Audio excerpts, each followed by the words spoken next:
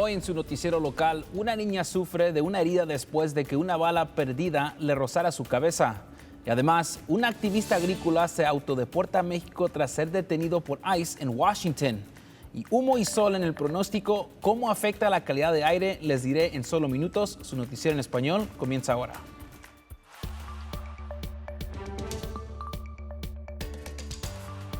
Gracias por sintonizar su noticiero local. Es un gusto saludarles y soy Héctor Mendoza. Comenzamos con una actualización. El día de hoy se está llevando a cabo la audiencia relacionada con el proyecto de ley 135, el cual ya fue aprobado y limita beneficios públicos para personas indocumentadas. A principios de este mes se había frenado parte de esa ley, específicamente en los tratamientos contra la VIH. El Estado fue demandado por una doctora y 4 pacientes indocumentados. El día de hoy se van a escuchar los argumentos sobre la orden judicial preliminar que está solicitando y para considerar si el caso puede avanzar como una demanda colectiva provisional. Le tendremos más detalles este viernes. Y un reconocido trabajador agrícola y activista indocumentado ha sido detenido por ICE en el estado de Washington y ha decidido dejar el país por su propia voluntad. Se trata de Alfredo Lelo Juárez, quien dice que prefiere regresar a México antes que pasar más tiempo detenido. Juárez fue arrestado en marzo al norte de Seattle y desde entonces ha estado recluido en el centro de procesamiento de ICE en Tacoma. Según su abogado, Juárez decidió no solicitar asilo, sabiendo que eso podía mantenerlo en detención por varios meses más. En cambio, pidió a un juez de inmigración que le aprobara una salida voluntaria y el juez aceptó. Juárez se espera que regrese a México aproximadamente en una semana. Y una niña de 6 años se está recuperando luego de que una bala perdida le rozara la cabeza mientras viajaba con su familia por la autopista I-84 en el condado de Elmore. Según la oficina del alguacil, alguien estaba practicando tiro al blanco en la zona y una de esas balas impactó el vehículo familiar. La bala entró por el parabrisas delantero, haciendo que el vidrio estrellara por completo, cortando a la mujer que iba en el asiento del copiloto en los brazos y piernas. Después, la bala atravesó el respaldo del asiento del pasajero y alcanzó a rozar la cabeza de la niña. Miré a mi alrededor y vi a mi esposa con sangre en el brazo y a mi hija visiblemente confundida. Tanto la madre como la hija fueron atendidas por sus heridas. El tirador enfrenta cargos, aunque por ahora no se ha revelado su identidad.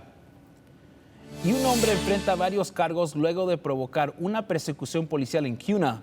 Todo ocurrió en la noche del sábado cuando oficiales intentaron detener a Kevin Cuevas, de 46 años, cerca de la intersección de la calle West King y la avenida South Ash.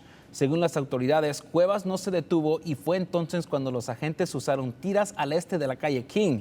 Luego, Cuevas pasó por encima y terminó estrellando su auto. La oficina del alguacil del condado de Ada informó que los oficiales usaron una pistola eléctrica luego de que el hombre no obedeciera las órdenes. Antes de ser llevado a la cárcel del condado, fue evaluado por personal médico. Tras revisar su vehículo, los agentes encontraron una arma de fuego y varias drogas, incluyendo metanfetamina, fentanilo y pastillas de morfina.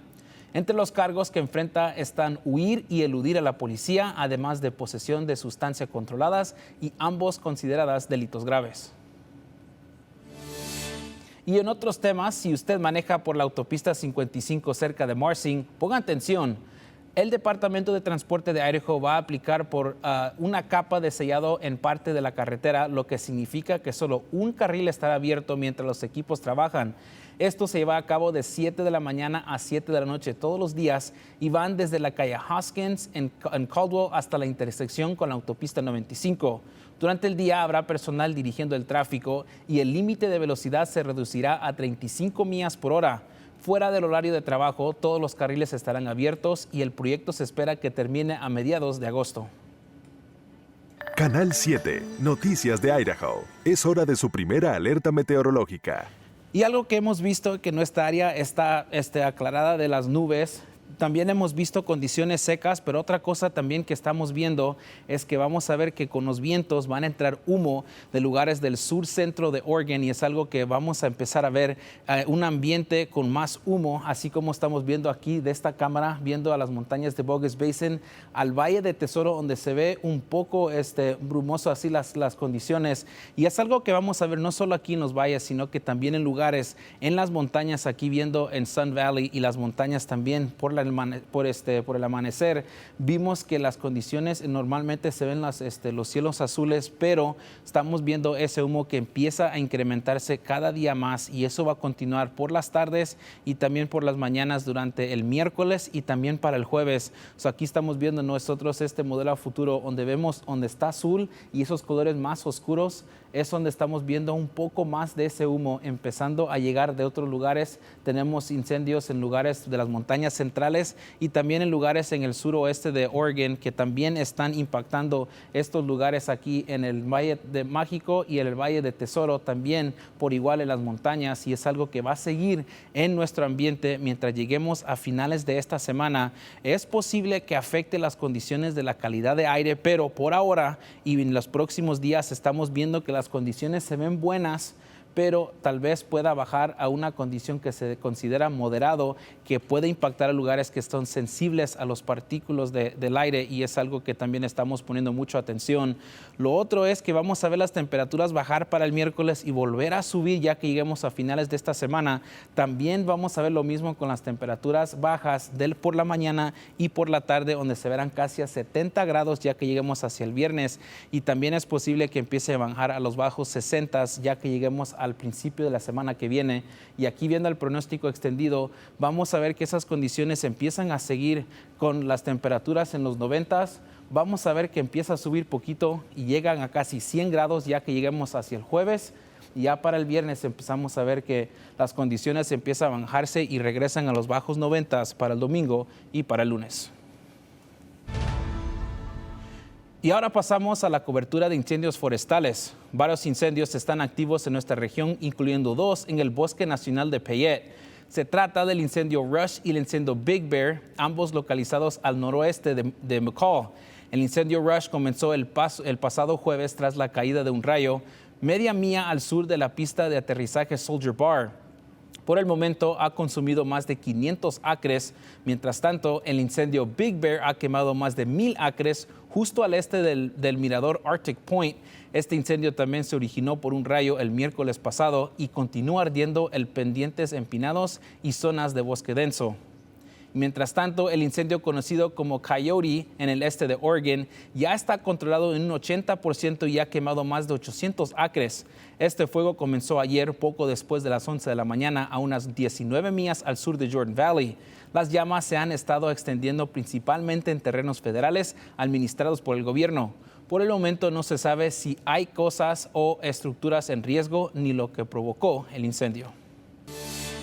En Caldwell, el pasado jueves, se llevó a cabo un evento, el cual lo llamaron el estado de nuestra ciudad.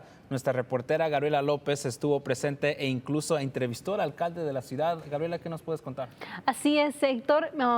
Este evento estaba dirigido para los habitantes de Caldwell y el alcalde Jerome Wagner habló sobre el crecimiento e informó que la valoración comercial e industrial se reportó con un aumento de 40% y la residencial un 20%. Este evento anual se realizó un poco diferente a previos años, ya que esta vez varios departamentos laborales fueron invitados para compartir sus recursos y educar a la comunidad. Tenemos estas cosas en español también para la gente que si no habla en inglés o algo así para que puedan saber qué está pasando en la ciudad.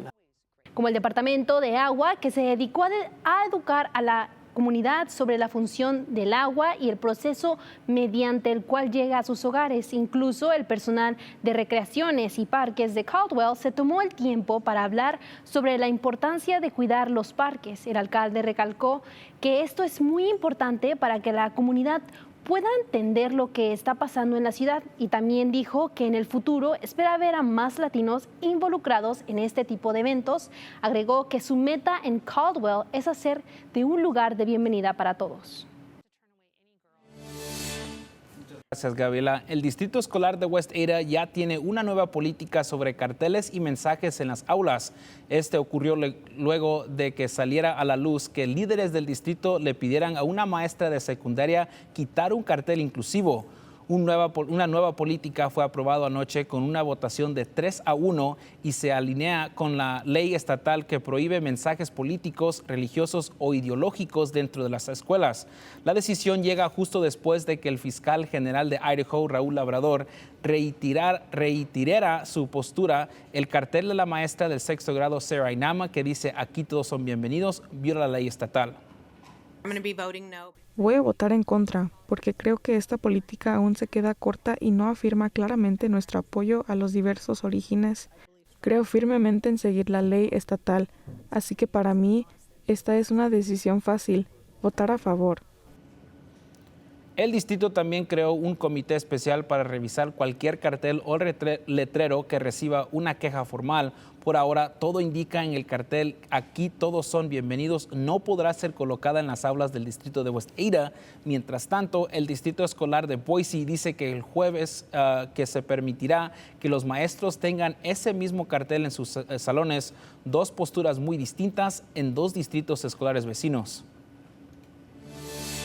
Con música, baile y comida, todo ya está listo para celebrar la cultura latina en Idaho. Un desfile organizado por la Fundación Hispana buscar unir a la comunidad y celebrar las raíces hispanas.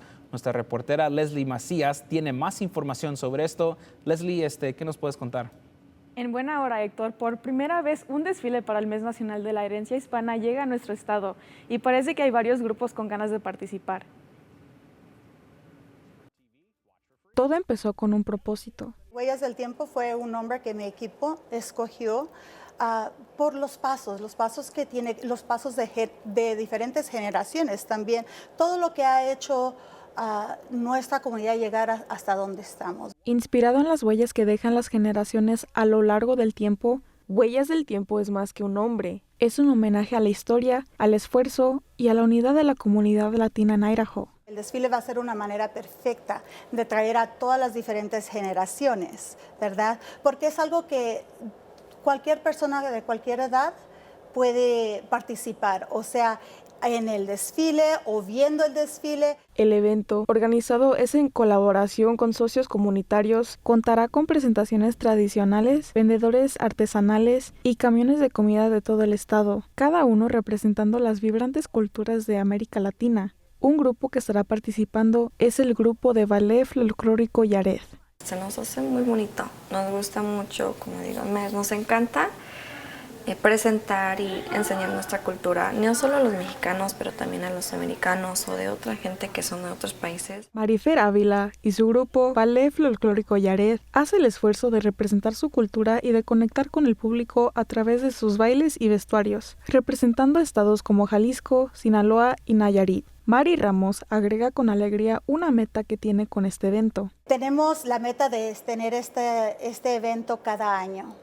Una muy bonita manera de empezar el mes de la herencia hispana aquí en Idaho y honrar a todos los que estamos aquí. El evento se perfilará como una nueva tradición en Idaho, donde familias de todas las edades pueden participar y disfrutar. Los esperamos ahí en el desfile, va a haber puestos de comida, va a haber diferentes grupos que van a estar ahí presentando y desfilando. Este evento se llevará a cabo el 13 de septiembre a partir de las 10 de la mañana hasta las 5 de la tarde en el Parque Memorial de Caldwell. Si gustan saber más de cómo pueden participar, no duden en visitar nuestra página web actvp.com/español para más información. Gracias, Leslie. Muchas gracias por ese reportaje. Y antes de despedirnos, vamos a echar un vistazo a lo más reciente en deportes y comenzamos hablando con un jugador conocido del equipo de baloncesto de Boise State y se trata del delantero estrella Tyson Degenhart. Está jugando con el equipo de los Toronto Raptors en la Liga del Verano del NBA, así que vamos a ver cómo le ha ido hasta ahora. Los primeros dos partidos de los Raptors fueron en Las Vegas. El viernes por la noche ante los Bulls de Chicago, Degenhart entró al final del partido cuando Toronto ya tenía una victoria asegurada. El exjugador estrella de Boise State jugó 4 minutos, no intentó ningún tiro, consiguió un rebote y cometió 3 faltas. Y el otro día ante Orlando no hubo minutos finales y Tyson Degenhardt no jugó. Esperamos verlo en 2 días contra los Denver Nuggets. Y a medida que los campamentos de entrenamiento de la NFL comienzan esta semana, vamos a hablar de otro ex Bronco. Quizá lo recuerde por su tiempo con los Dallas Cowboys en la línea defensiva. Se trata de DeMarcus Lawrence. Cuando Lawrence salta al campo con los Seattle Seahawks esta temporada, se convertirá en el segundo jugador de Boise State con más años en la NFL. Lawrence, quien llegó a los Seattle Seahawks tras 11 temporadas con los Dallas Cowboys, está por entrar a su 12ª temporada en la NFL. Eso lo dejará a 2 temporadas de récord que permanece a Kimo Van Oelhoffen, quien jugó 14 temporadas, la mayoría con los Cincinnati Bengals y los Pittsburgh Steelers entre 1994 y 2007. Gracias por sintonizarse a su noticiero local. No se olvide seguirnos en nuestra página de Facebook y regresamos con ustedes este viernes.